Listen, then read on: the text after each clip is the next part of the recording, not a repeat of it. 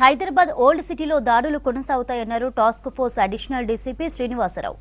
4 నెలలుగా ఫ్రిడ్జ్లో కుళ్ళిన మాంసం నిల్వ చేసి విక్రయిస్తున్నారని తెలిపారు. దుర్వాసన రాకుండా వెనిగర్ చల్లుతున్నారని అన్నారు.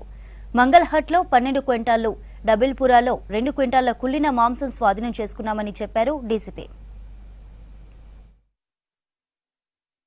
మంగళవారం లిమిట్స్ లో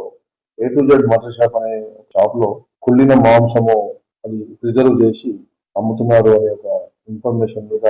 ఆ లోకల్ వెటర్నరీ ఆఫీసర్ ని తీసుకొని జిహెచ్ఎంసీ నుంచి అది వెళ్ళి అక్కడ తనిఖీ చేయగా అక్కడ ఆశ్చర్యకరమైన విషయాలు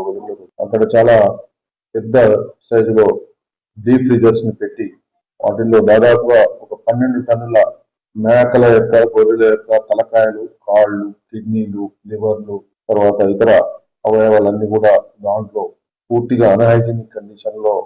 వాళ్ళు అక్కడ స్టోర్ చేసి పెట్టి ఎన్నో రోజుల నుంచి నిల్వ చేసి వాటిని ఈ ఫంక్షన్లకు, పెళ్లిళ్లకు, హోటల్స్ కి సరఫరా చేస్తున్న విషయాన్ని వెలుగులోకి వచ్చింది. అయితే ఈ విషయమై అతన్ని విచారించగా ఇంత పెద్ద మొత్తంలో మీకు